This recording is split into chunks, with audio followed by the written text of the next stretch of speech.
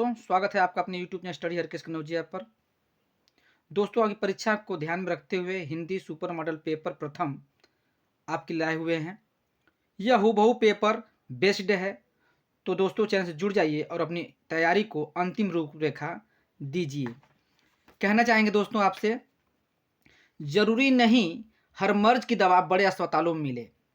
ज़रूरी नहीं हर मर्ज की दवा बड़े अस्पतालों में मिले। आवश्यकता पड़ने पर हकीमों का भी दरवाज़ा खटखटाना पड़ता है। हमें पता है कि ईश्वर हर जगह मिलते हैं। हमें पता है ईश्वर हर जगह मिलते हैं, लेकिन कभी आवश्यकता होने पर उन पथरीली राहों पर भी चलकर जाना पड़ता है। ज़रूरी नहीं कि हर वस्तु बड़ी दुकानों पर मिले। ज़रूरी नहीं कि हर वस्तु बड़ी दुकानों में मिले। छोटे दुकानों पर भी हमें चलकर जाना पड़ता है।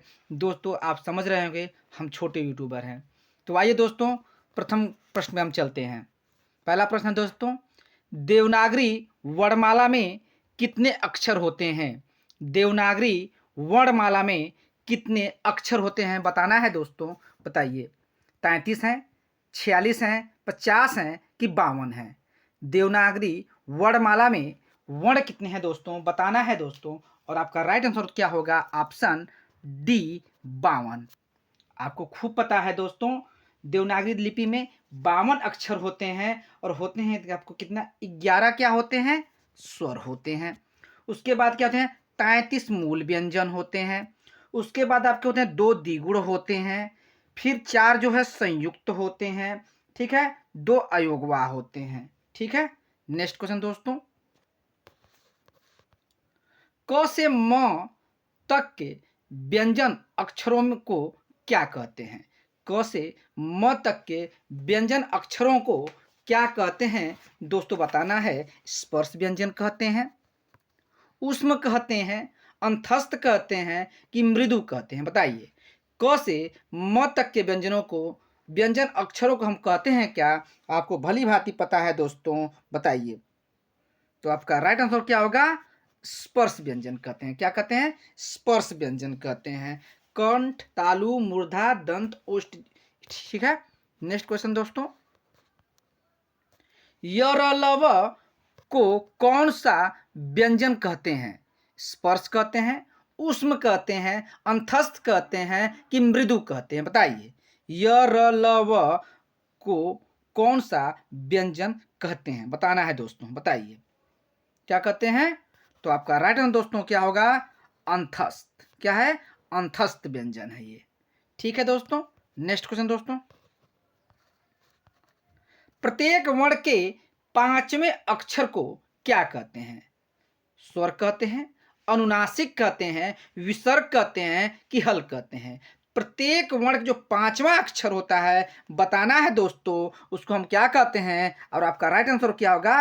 अनुनासिक कहते हैं। इसे हम अनुस्वार भी नाम से कहते हैं। ठीक है, यंगनम। नेक्स्ट क्वेश्चन दोस्तों, ओ एवं औ ध्वनि का उच्चारण स्थान है। कंठ तालु है, कंठ ओष्ठ है, दंत ओष्ठ है, तालु ओष्ठ है? बताइए क्या है? तो ओ एवं औ का जो उच्चारण स्थान है, तो आपको बताना है दोस्तों क्या है? बताइए, कंठ ओष्ठ है। क्या है? कंठ ओष्ठ है। ठीक है दोस्तों, अ क्या कहते हैं उसको? अ प्लस उ मिलकर क्या बनता है? ओ। कंठ अ और उ मिलकर ओ बनता है, इसलिए ओष्ठ बनती है। अ क्या है? अकुबसन या कंठ, उपु माध्यम या ओष्ठ। तो कंठ और ओष्ठ मिलकर क्या बना? कंठ ओष्ठ। नेक्स्ट क्वेश्चन दोस्तों, किन वर्णों को अर्ध स्वर कहा जाता है? ल र को, य व को, ड ढ को, छ ज को? बताइए, अर्ध स्वर कहा जाता है और कहा जाता है किसको बताना है दोस्तों। और आपका राइट आंसर क्या होगा? बताइए क्या होगा? य और व को, य और व को अर्ध स्वर कहा जाता है। नेक्स्ट क्वेश्चन दोस्तों,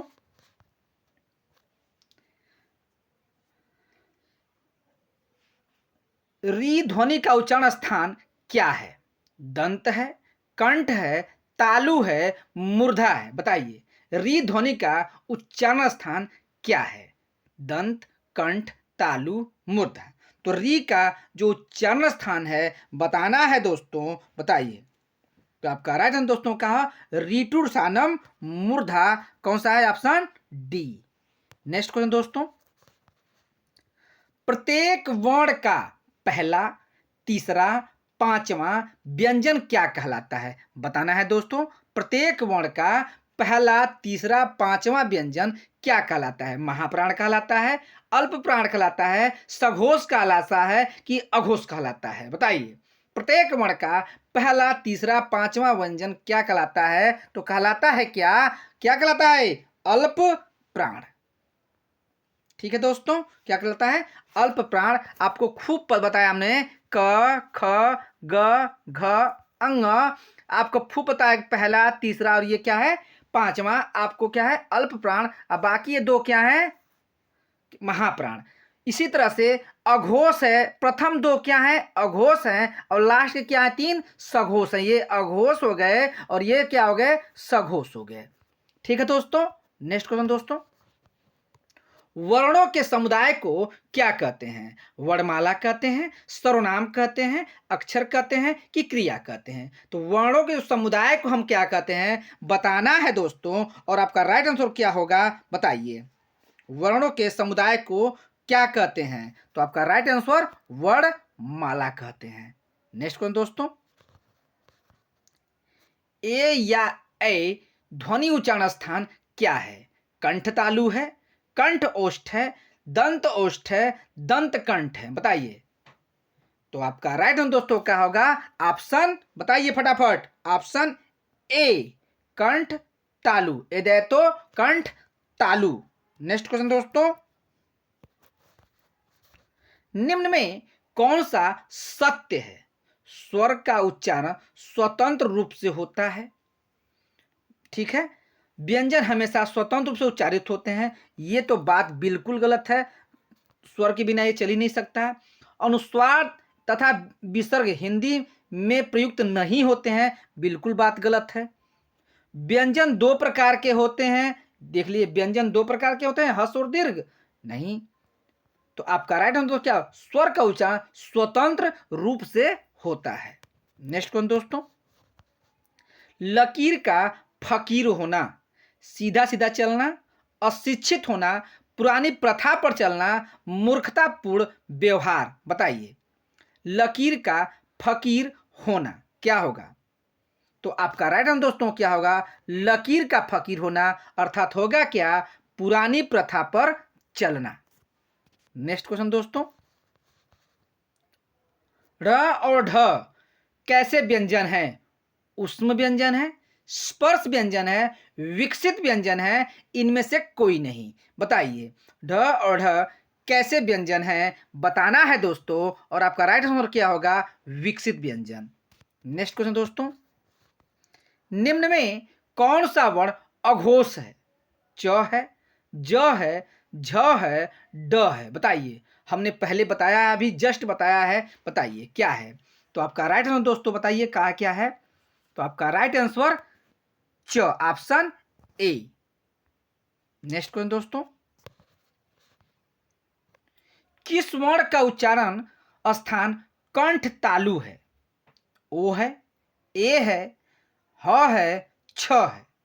किस वर्ण का उच्चारण स्थान कंठ तालु है बताना है दोस्तों, और ऊपर बता दिया गया है दोस्तों। आपका राइट आंसर क्या होगा? ऑप्शन बी, ए।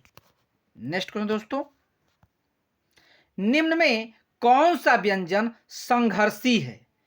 कौन सा व्यंजन संघर्षी है बताना है, और आपका ह है, म है, झ है, ठ है? तो व्यंजन संघर्षी कौन है आपको बताना है, और आपका राइट आंसर क्या होगा? ऑप्शन ए, ह। और ह को और हम क्या कहते हैं? काकल्य कहते हैं। क्या कहते हैं? काकल्य व्यंजन भी कहते हैं। ठीक है, नेक्स्ट क्वेश्चन दोस्तों, व्यंजन जिसके उच्चारण में श्वास की कम मात्रा निकलती है कहलाती है? मौखिक, अनुनासिक, अनुस्वार, अल्प प्राण? व्यंजन जिसके उच्चारण में श्वास की कम मात्रा निकलती है कहलाती है क्या? अल्प प्राण। नेक्स्ट क्वेश्चन दोस्तों, निम्नलिखित में कौन सी भाषा संस्कृत भाषा की अपभ्रंश है? खड़ी बोली है, ब्रज है, अवधी है, पाली है। निम्नलिखित में कौन सी भाषा संस्कृत भाषा की अपभ्रंश है बताना है दोस्तों। संस्कृत भाषा की अपभ्रंश बतानी है दोस्तों, बताइए। खड़ी बोली, ब्रज, अवधी, पाली, बताइए। तो आपका राइट आंसर दोस्तों क्या होगा? पाली। ठीक है। नेक्स्ट क्वेश्चन दोस्तों, हिंदी कौन सी भाषा का शब्द है? संस्कृत, पाली, फारसी, प्राकृत, बताइए।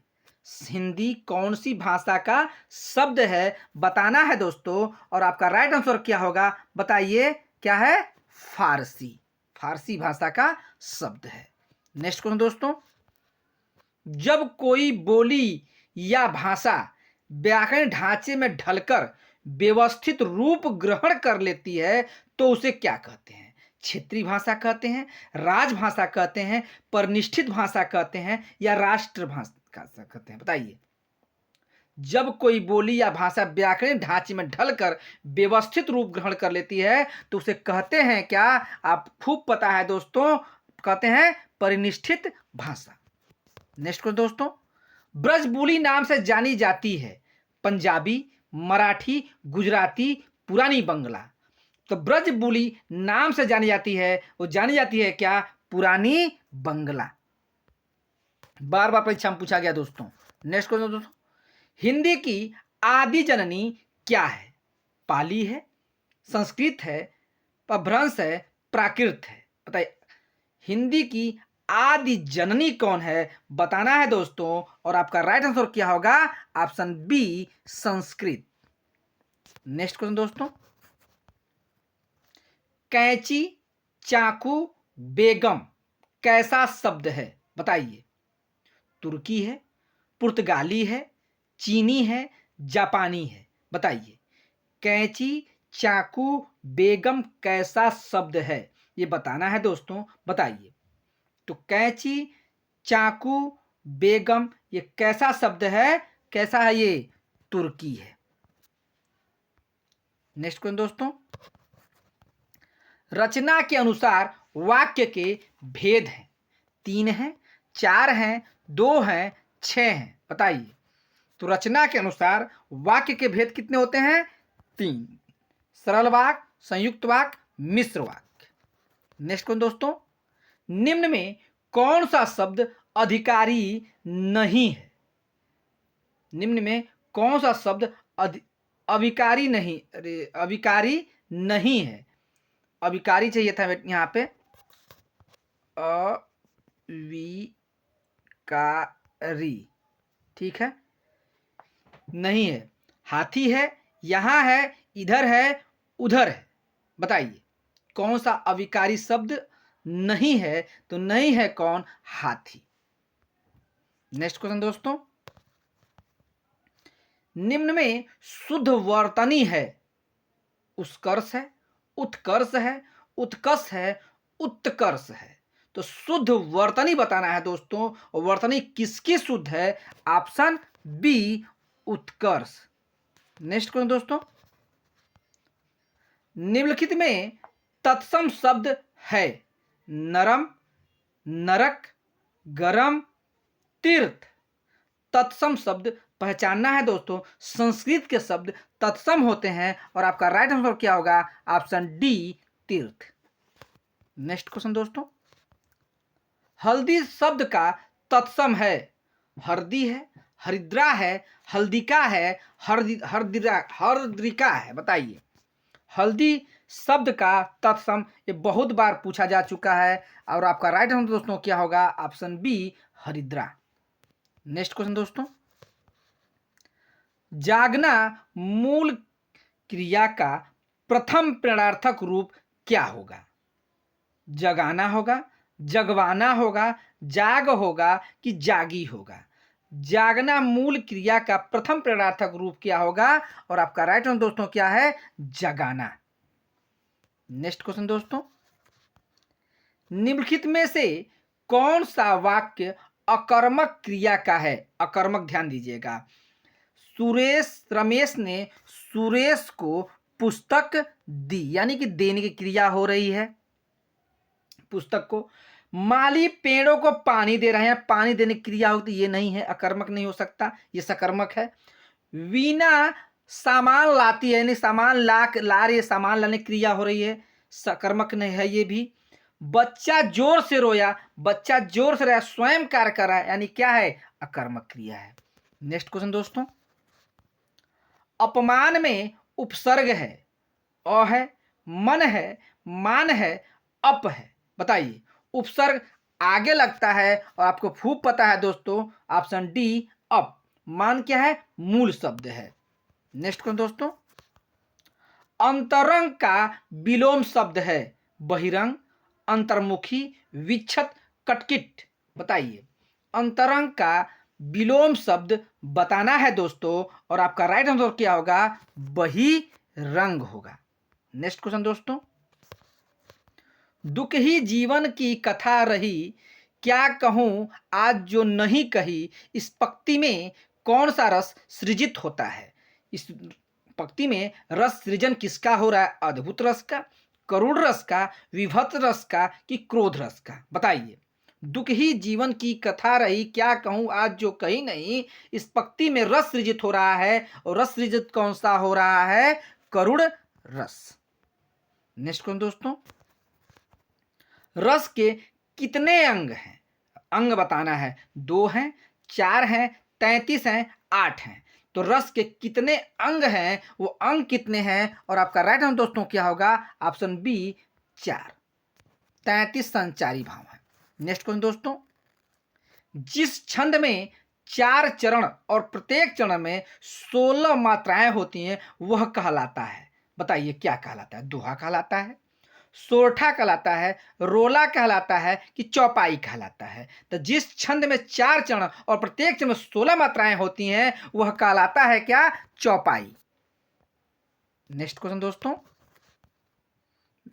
बिन पद चले सुनय बिनु काना, कर बिनु कर्म करे विधि नाना, में अलंकार पहचानना है दोस्तों। यमक अलंकार है, श्लेष अलंकार है, उत्प्रेक्षा अलंकार है, विभावना अलंकार है। बताइए, बिनु पद चले सुनय बिनु काना, कर बिनु कर्म करे विधि नाना, में अलंकार बताना है दोस्तों, और होगा क्या?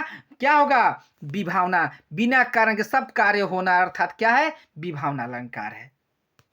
नेक्स्ट क्वेश्चन दोस्तों, रानी केतकी की कहानी के रचयिता हैं प्रेमचंद्र हैं, अज्ञेय हैं, ईसा अल्लाह खां हैं, कि पंत जी हैं? रानी केतकी की कहानी की रचयिता बताना है दोस्तों, और आपका राइट आंसर क्या होगा? ईसा अल्लाह खां। इस प्रकार दोस्तों आज के सभी क्वेश्चन पूर्ण हुए इस मॉडल पेपर के, और उम्मीद करते हैं आपको बहुत अच्छा लगा। प्लीज मेरे चैनल को लाइक एंड सब्सक्राइब करना न भूले। धन्यवाद दोस्तों।